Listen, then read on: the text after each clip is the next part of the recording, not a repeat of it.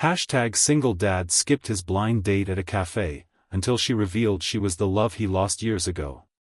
Asterisk the moment their eyes met across the crowded cafe, time seemed to stand still. 15 years had passed, but he would have recognized those eyes anywhere, the same eyes that had haunted his dreams since the day she disappeared from his life without explanation. "Emma," he whispered, his voice barely audible above the cafe's ambient noise. The coffee cup trembled in his hand as the single father faced the woman he'd almost stood up today, the woman he'd never stopped loving. Asterisk.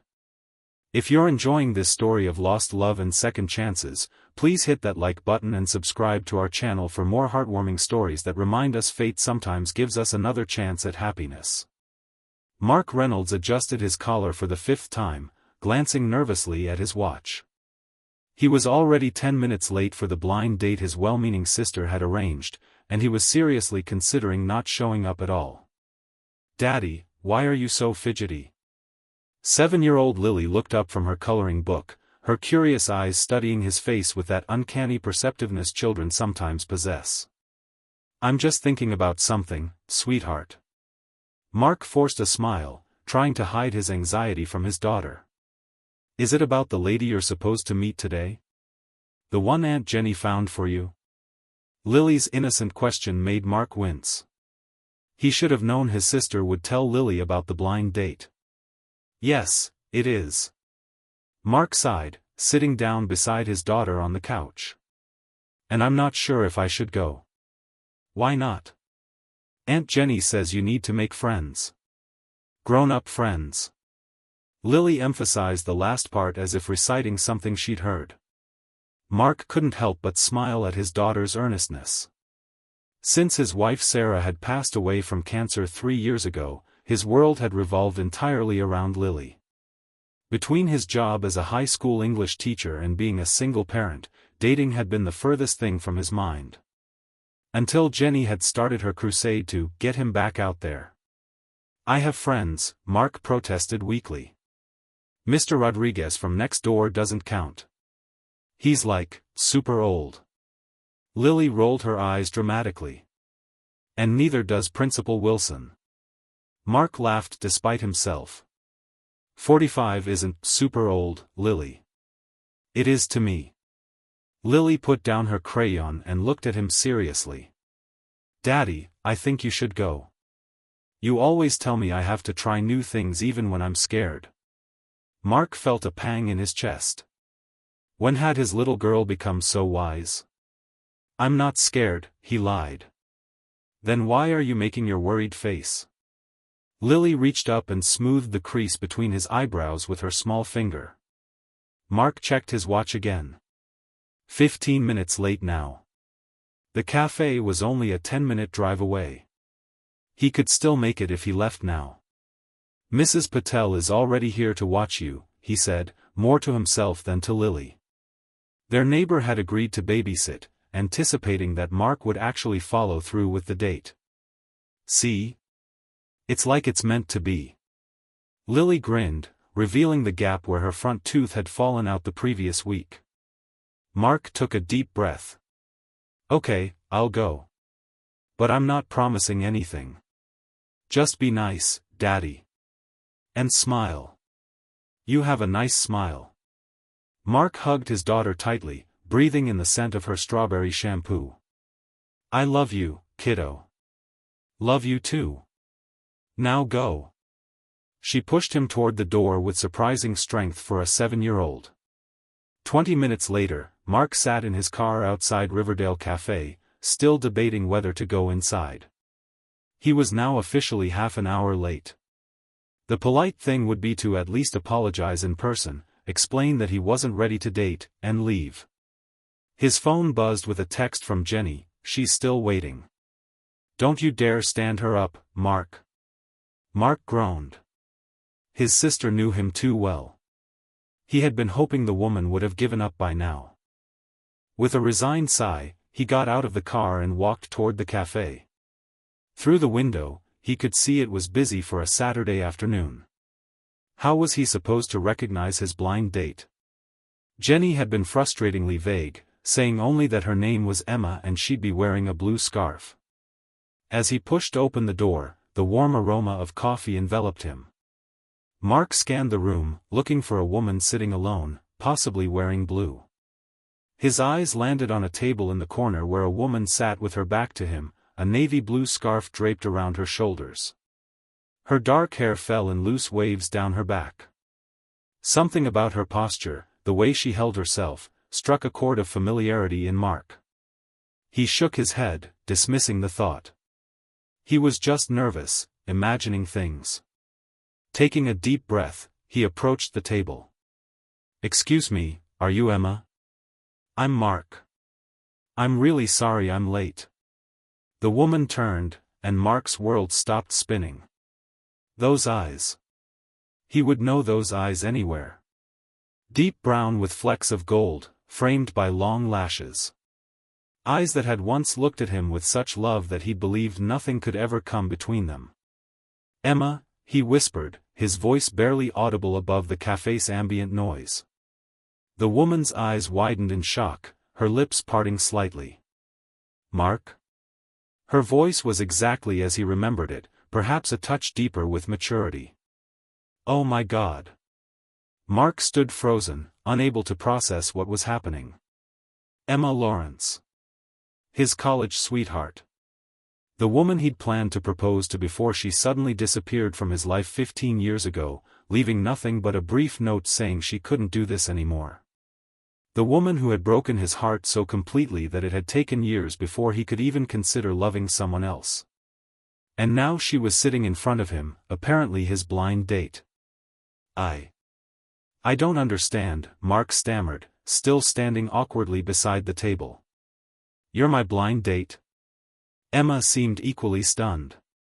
"Your sister's name is Jennifer Reynolds?" Mark nodded, finally sinking into the chair across from her. "She's married now. Jennifer Collins. She never mentioned your last name.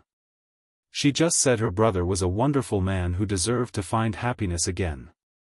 Emma's voice trembled slightly. "I had no idea it was you." A tense silence fell between them. 15 years of unanswered questions hung in the air. "I should go," Mark said abruptly, starting to rise from his chair. "Please don't." Emma reached across the table, her fingers stopping just short of touching his hand. "I know this is unexpected. But maybe it's also an opportunity." "An opportunity for what?" Mark couldn't keep the bitterness from his voice. "To catch up on the last 15 years since you walked out of my life without an explanation?" Emma flinched as if he'd struck her. "I deserve that," she said quietly. "But there's so much you don't know, Mark." "Whose fault is that?" Mark was surprised by the anger bubbling up inside him. He thought he'd moved past this years ago, but seeing her again had ripped open wounds he'd believed were healed. "Mine," Emma admitted, meeting his gaze steadily.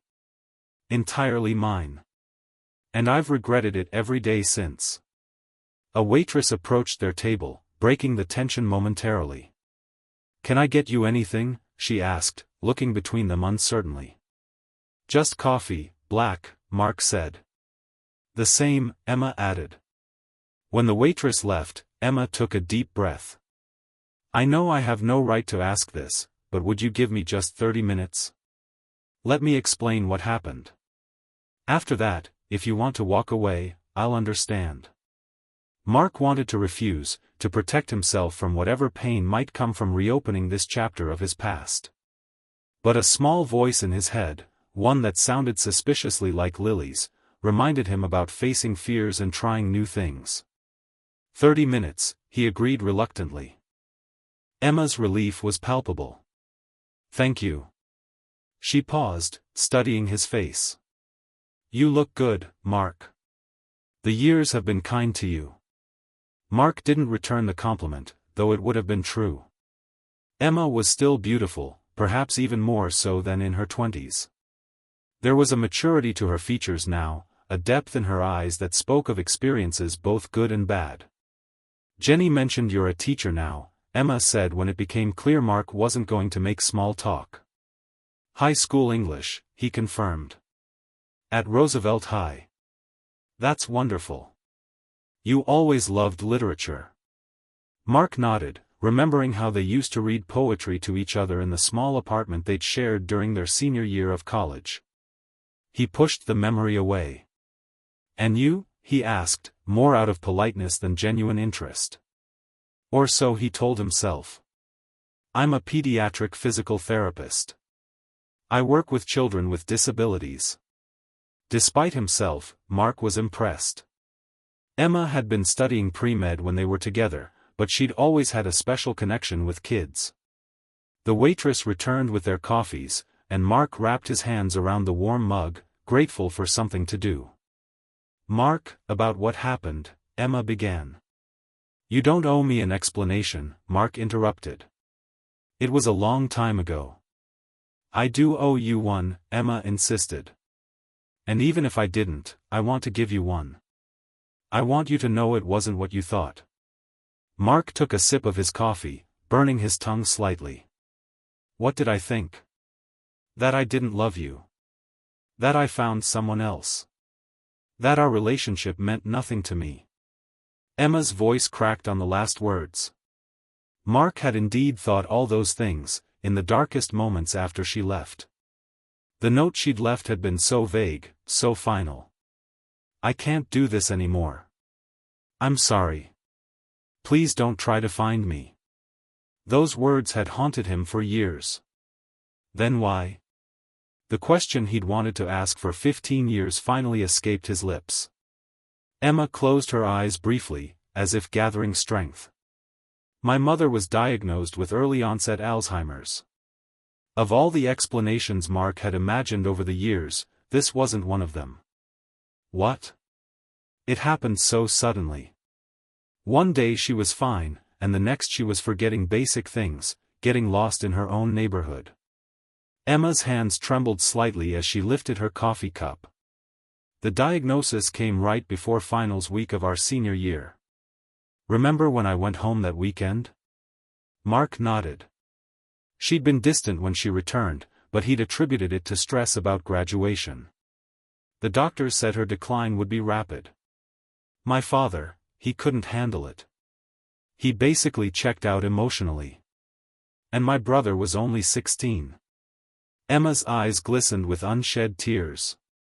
I was the only one who could take care of her. But why didn't you tell me? Mark asked, confusion replacing some of his anger. We could have figured something out together. Emma shook her head. You had just been accepted to that prestigious graduate program in New York. It was your dream, Mark. We had all these plans. Plans we made together, Mark pointed out. I couldn't ask you to give that up to move to a small town in Ohio to help me care for my mother. It would have been selfish. That should have been my choice to make, Mark said, a familiar frustration rising within him. Emma had always been stubborn about not burdening others with her problems. I know that now, Emma admitted. But at 22, I thought I was doing the right thing. Making a clean break so you could move on with your life without feeling obligated to me. Mark sat back in his chair, processing this new information. All these years, he'd believed Emma had simply fallen out of love with him, that their relationship had meant more to him than to her. To learn that she'd left to care for her sick mother changed everything, and nothing. What happened with your mother? He asked finally. A shadow crossed Emma's face. She passed away 3 years after the diagnosis. It was difficult. By the end, she didn't recognize any of us. I'm sorry, Mark said sincerely. That must have been incredibly hard.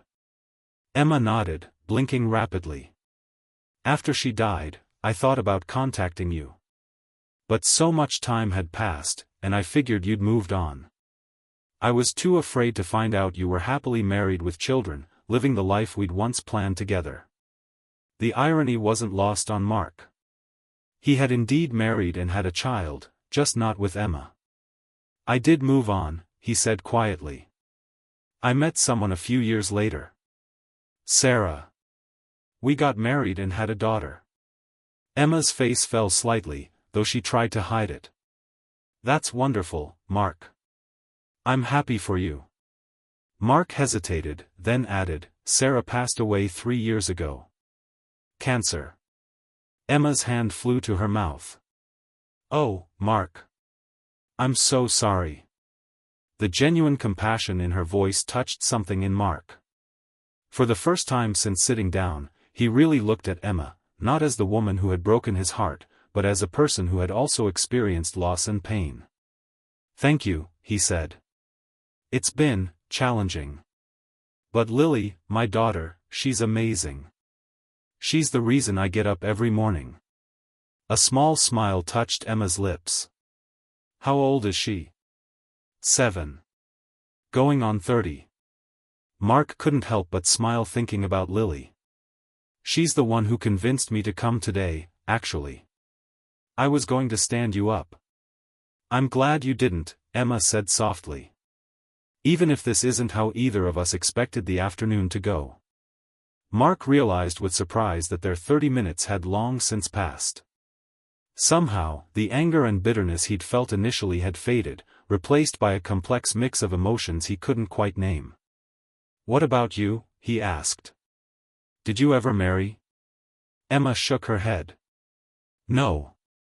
There were relationships, but nothing that lasted. My career became my focus after my mother died. Working with children gave me purpose. Mark nodded, understanding all too well how easy it was to pour oneself into work when personal relationships seemed too complicated or painful. So, Emma said after a moment, your sister really had no idea about our history when she set this up? Mark laughed despite himself. Absolutely not.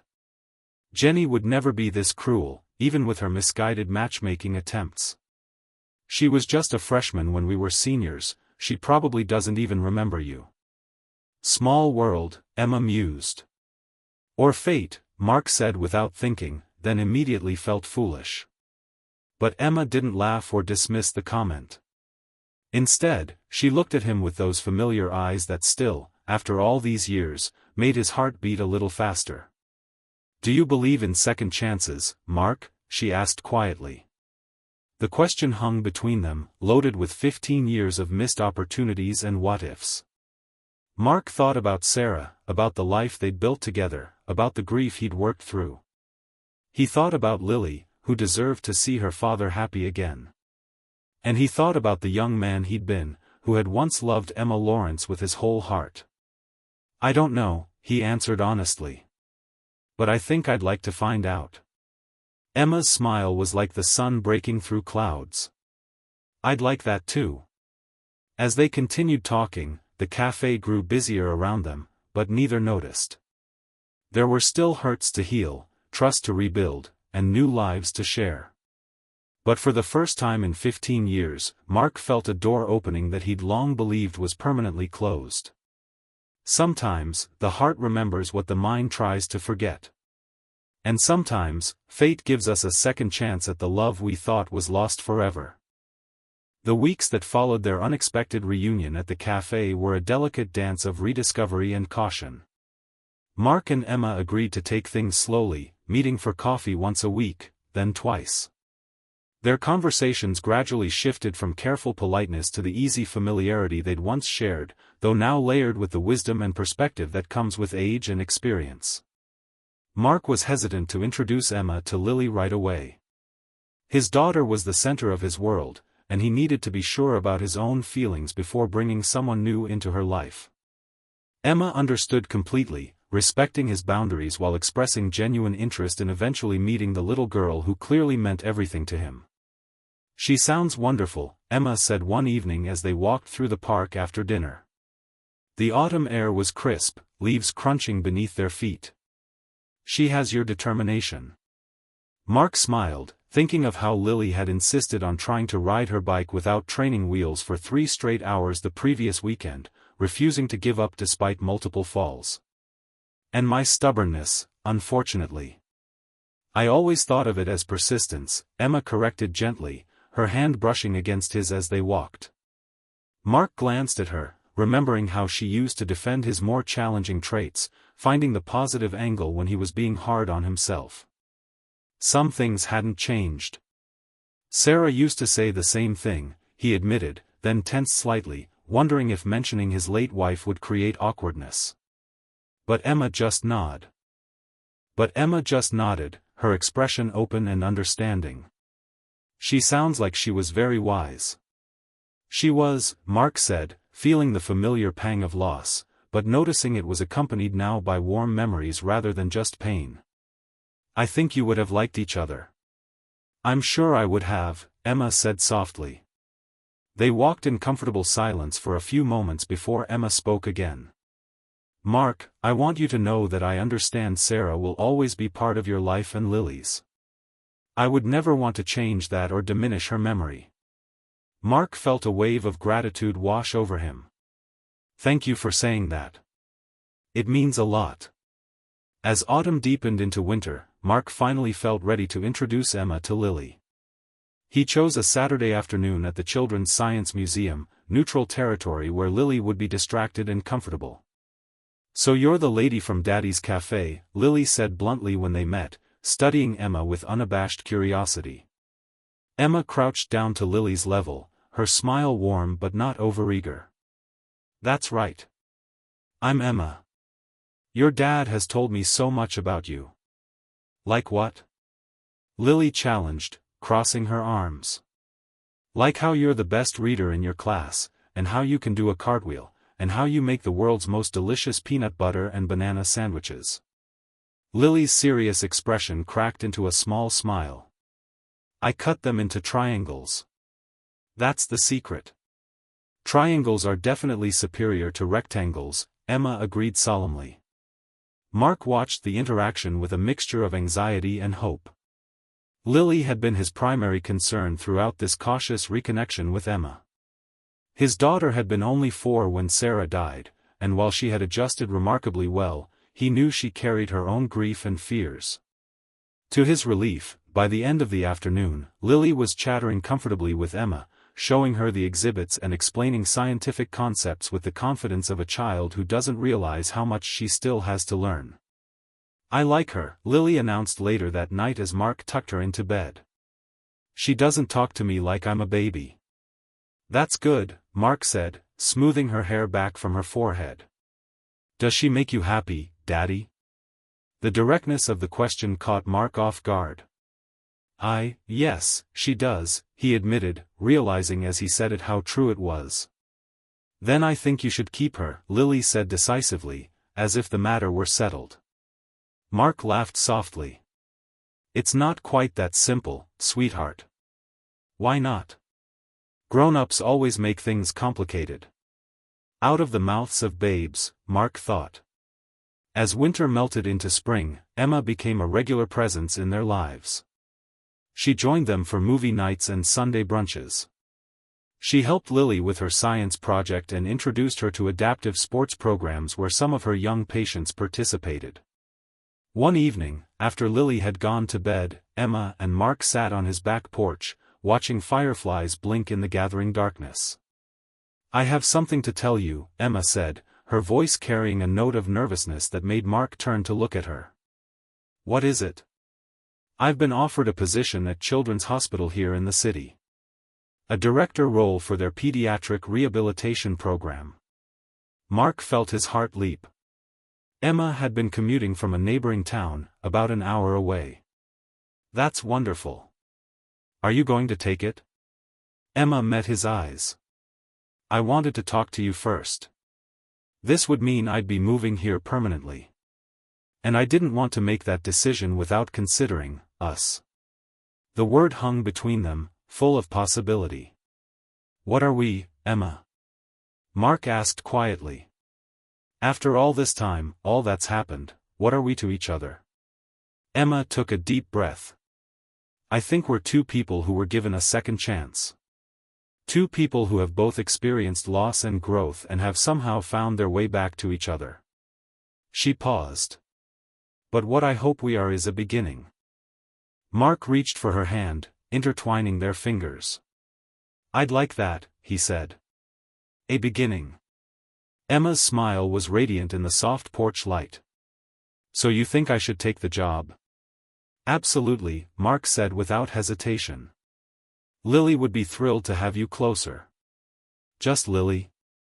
Emma teased gently. Mark leaned forward, brushing his lips against hers in a tender kiss.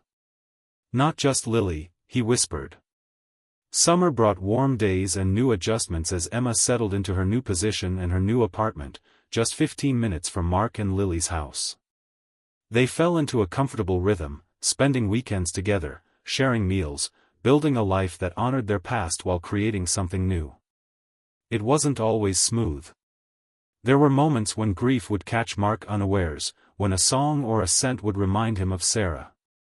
There were times when the weight of their history, the 15 years lost, would create tension between him and Emma. But there was also joy, deep and genuine. There was Lily's laughter as Emma taught her to make her grandmother's famous chocolate chip cookies. There were quiet evenings when Mark read aloud from his favorite books while Emma listened, her head on his shoulder. There were passionate discussions about politics and art and child development that reminded Mark how intellectually compatible they had always been. One August evening, they took Lily to the county fair. As the sun set, painting the sky in brilliant oranges and pinks, they rode the Ferris wheel, Lily between them, her excitement palpable as they rose higher and higher. At the top, the wheel paused, giving them a panoramic view of the fairgrounds below, twinkling with thousands of lights. It's like magic, Lily breathed, her eyes wide. Mark looked from his daughter to Emma, who was watching Lily with such tenderness it made his heart ache in the best possible way. In that moment, suspended above the world, Mark realized something profound: love wasn't a finite resource. His love for Sarah remained intact, a precious part of his past. But his heart had expanded, making room for this new love with Emma, different, but equally powerful. "What are you thinking about, Daddy?" Lily asked, noticing his contemplative expression. "I'm thinking about how lucky I am," he said honestly. Emma met his gaze over Lily's head, her eyes reflecting the same gratitude, the same wonder at the unexpected gift they'd been given. As autumn returned, marking a year since their chance reunion at the café, Mark took Emma back to the same table where they'd reconnected. "I can't believe it's been a year," Emma said, looking around the familiar space. "So much has changed." "For the better," Mark added, reaching across the table to take her hand. "Definitely for the better," she agreed, squeezing his fingers. Mark took a deep breath, gathering his courage. "I have something for you." He reached into his pocket and pulled out a small velvet box. Emma's eyes widened. "Mark." "It's not what you think," he said quickly, opening the box to reveal a delicate silver key.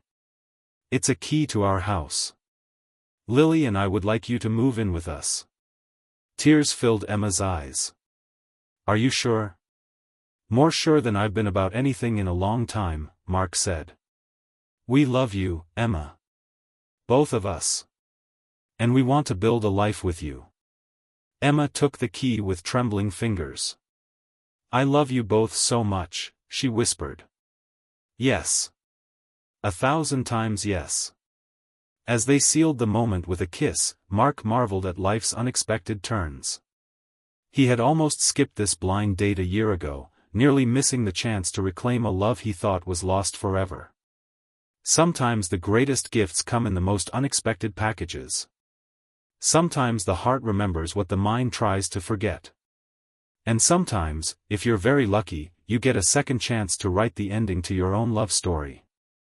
Later that evening, as they shared the news with an ecstatic Lily, Mark reflected on the journey that had brought them to this point. From college sweethearts to strangers to a family being carefully, lovingly forged through choice and commitment. "Does this mean you're going to get married?"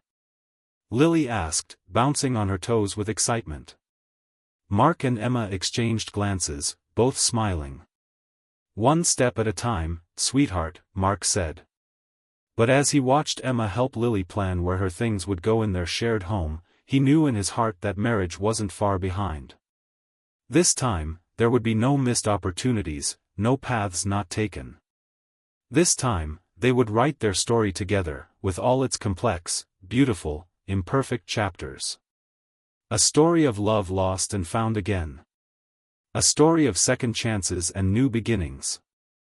A story that proved that sometimes, the love you think is lost forever is just waiting for the right moment to find its way back to you. The end.